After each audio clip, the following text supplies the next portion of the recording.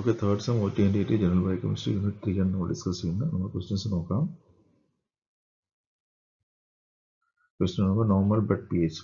Blood P H എന്ന് വെച്ചാൽ ബ്ലഡിനകത്തുള്ള acid ആൽക്കലിയുടെ ലെവലാണ്, ബാലൻസ് ആണ് നോക്കുന്നത്. അപ്പോൾ ബ്ലഡിൻ്റെ പി എച്ച് എന്ന് പറയുന്നത് ഏകദേശം ഒരു ന്യൂട്രൽ പി എച്ച് ആണ്. വെള്ളത്തിൻ്റെ പി എച്ച് ന്യൂട്രൽ ആണ്, 7 ആണ്. പക്ഷേ ബ്ലഡിൻ്റെ പി എച്ച് എന്ന് പറയുന്നത് കുറച്ച് ടുവേഴ്സ് അൽക്കലൈൻ സൈഡാണ്. 7.35 to 7.45 ആ റേഞ്ചിലാണ് നിൽക്കുന്നത്. ആൻസർ ബി ആണ്. ബഫർ എന്ന് പറയുന്നത് എന്താണ്? ബഫർ എന്ന് പറയുന്നത് പെട്ടെന്നൊരു പി എച്ച് മാറ്റം വരുമ്പോൾ ആ പെട്ടെന്നുള്ള മാറ്റത്തിനെ തടയുന്ന മോളിക്യൂൾസിനാണ് ബഫർ എന്ന് പറയുന്നത്. അപ്പോൾ നമ്മുടെ ബോഡിക്കകത്ത് പല തരത്തിൽ ബഫർ സിസ്റ്റംസ് ഉണ്ട്. പെട്ടെന്നൊരു മാറ്റം വരാൻ അത് അനുവദിക്കത്തില്ല. അപ്പം ബോഡിക്കകത്ത് പല ഉണ്ടെങ്കിലും മെയിൻ ബഫർ എന്ന് പറയുന്നത് ബൈകാർബണേറ്റ് ബഫറാണ്. ബാക്കി എല്ലാം ബഫേഴ്സാണ്, പ്രോട്ടീൻ, ഫോസ്ഫേറ്റ്, ഹീമോഗ്ലോബിൻ എല്ലാം ബഫേഴ്സാണ്. പക്ഷെ ബോഡിക്കകത്തുള്ളത് മെയിൻ ബഫർ എന്നത് ബൈകാർബണേറ്റ് ബഫറാണ്. ആൻസർ സി ആണ്. Bicarbonate buffer consider. ബൈകാർബണേറ്റ് ബഫറിൽ എന്താ ഉള്ളത്? H2CO3 HCO3. H2CO3 ഉപയോഗിക്കുമ്പോൾ HCO3 HCO3 ആവുന്നത്. അപ്പം ഇതിൻ്റെ ബാലൻസ് കൊണ്ടാണ് നമ്മൾ പി എച്ച് കൺട്രോൾ ആവുന്നത്. അപ്പം കാർബോണിക് ആസിഡ് എന്നാണ് പറയുന്നത് H2CO3. അപ്പം അതാണ് main bicarbonate buffer. Answer B ആണ്. ആസിഡോസിസ് മീൻസ് ആസിഡിൻ്റെ അളവ് കൂടുന്നു. ആസിഡ് കൂടുമ്പോൾ പി എച്ച് കുറയും. ആൻസർ ബി ആണ്. എക്ലോസിസ് മീൻസ് പി എച്ച് കൂടുന്നു, ആസിഡിൻ്റെ അളവ് കൂടിയിട്ട് ആൽക്കലിയുടെ അളവ് കൂടുന്നു.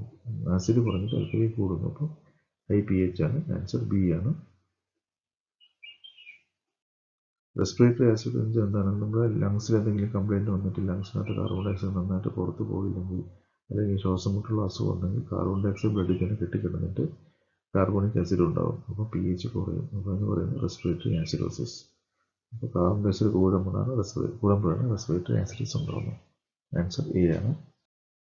റെസ്പിറേറ്ററി ആൽക്കലോസ് എന്താണ്? കാർബൺ ഡയോക്സൈഡ് ഒരുപാട് ഒരു ഭയങ്കര ഫാസ്റ്റായിട്ട് ശ്വാസം എടുക്കുന്നു. അപ്പോൾ കാർബൺ ഡയോക്സൈഡ് കംപ്ലീറ്റ് ശരീരത്തിൽ നഷ്ടപ്പെട്ട് കഴിഞ്ഞാൽ ആസിഡിൻ്റെ അളവ് കുറയും, അപ്പോൾ പി എച്ച് കൂടും. അപ്പോൾ അതിനാണ് പറയുന്നത് റെസ്പിറേറ്ററി ആൽക്കലോസിസ്. മെറ്റബോളിക് ആസിഡ് വെച്ചാൽ ലങ്സുമായിട്ട് ബന്ധമില്ല. ശരീരത്തിനകത്തുള്ള പല കെമിക്കൽ റിയാക്ഷൻ കാരണം ആസിഡിൻ്റെ അളവ് കൂടുകയാണെങ്കിൽ എന്ന് പറയുന്നത് മെറ്റബോളിക് ആസിഡോസിസ് എന്ന് പറയും. അപ്പോൾ അതിനകത്ത് എച്ച് അയൺസ് ആണ്. മറ്റേതിൽ കാർബൺ ഡയോക്സൈഡ് ആയിരുന്നെങ്കിൽ ഇതിനകത്ത് ഹൈഡ്രോജൻ അയൺസ് ആണ് കൂടുന്നത്. അപ്പോൾ ആൻസർ ബി ആണ്. മെറ്റബോളിക് ആസിഡ് വരാൻ കാരണം എന്താണ്? നമ്മുടെ ശരീരത്തിനകത്ത് ആസിഡിൻ്റെ അളവ്, ആൽക്കലോസിസിൻ്റെ കാരണം എന്താണ്? ആസിഡ് കുറയുമ്പോഴാണ് ആൽക്കലോസിസ് ആവുന്നത്. ആൻസർ ബി ആണ്. എച്ച് അയൺ നഷ്ടപ്പെടുന്നു.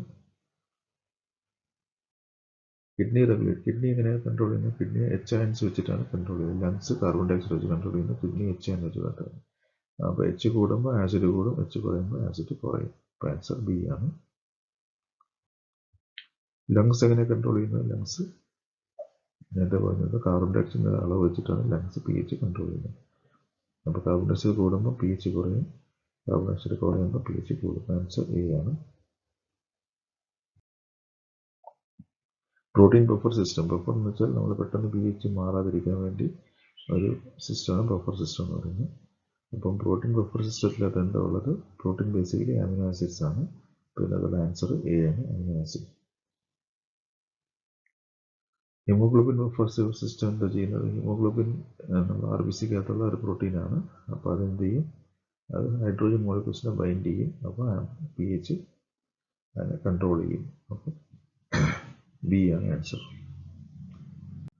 Phosphate buffer system is important for. Phosphate buffer system ഉള്ളത് സെൽസിനകത്തും കിഡ്നിക്കകത്തുമാണ്. അതൊരു ഇൻട്രാസെല്ലുലർ ബഫറാണ്. അപ്പോൾ ആൻസർ ബി ആണ്.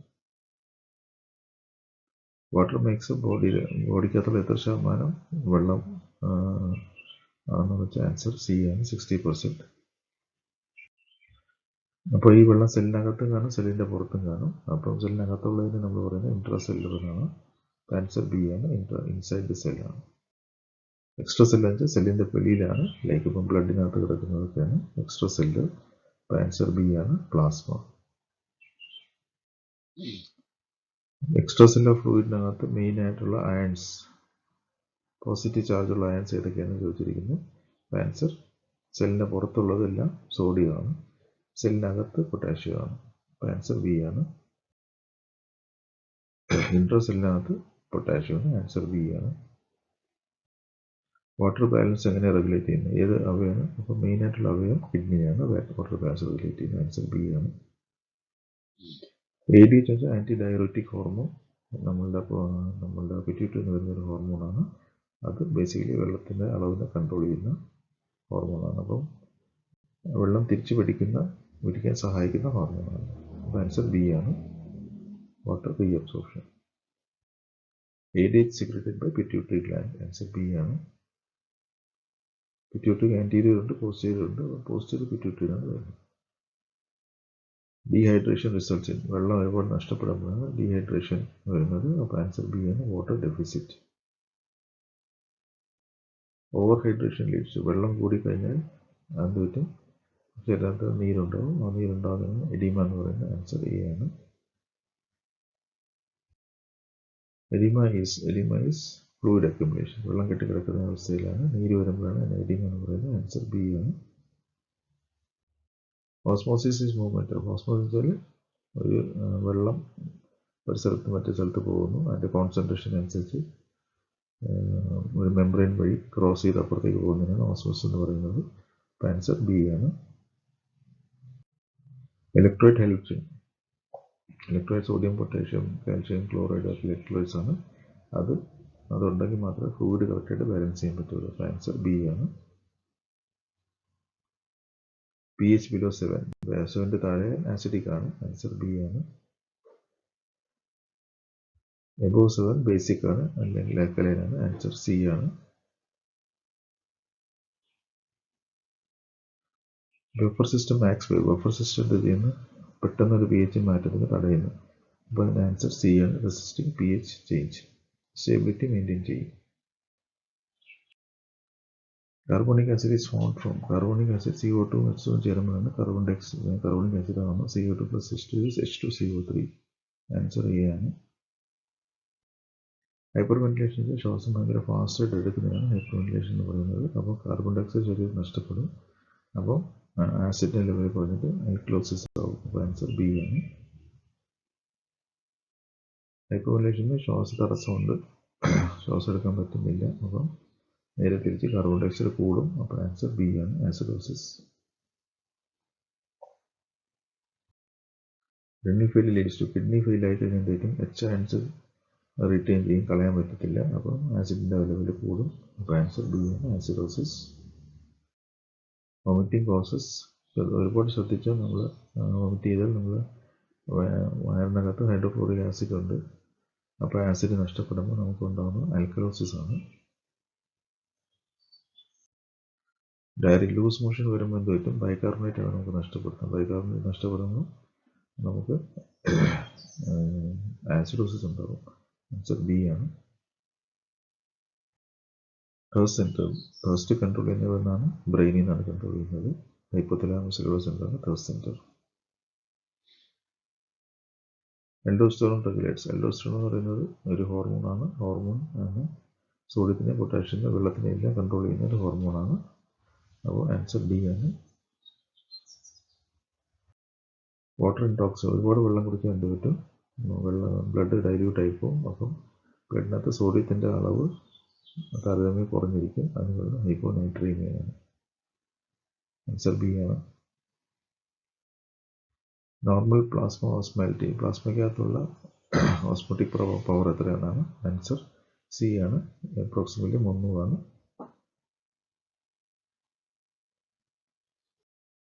pH റെഗുലേഷൻ, pH റെഗുലേറ്റ് ചെയ്യുന്ന ആരൊക്കെയാണ്? Lungs, kidney, buffers. Answer D ആണ്, ഓൾ. എല്ലാം കൂടി ചേർന്നിട്ടാണ് pH റെഗുലേറ്റ് ചെയ്യുന്നത്.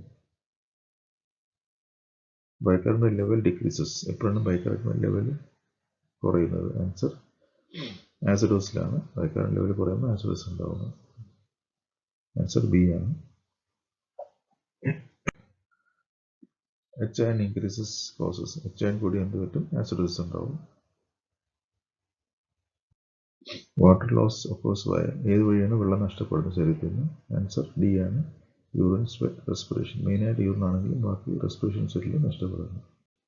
ആൻസർ ഡി ആണ്.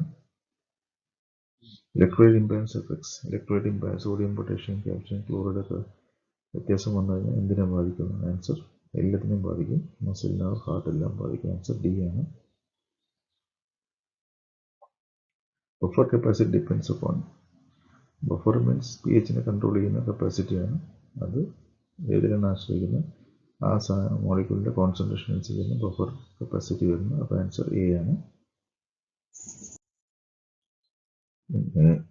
Intracellular fluid volume.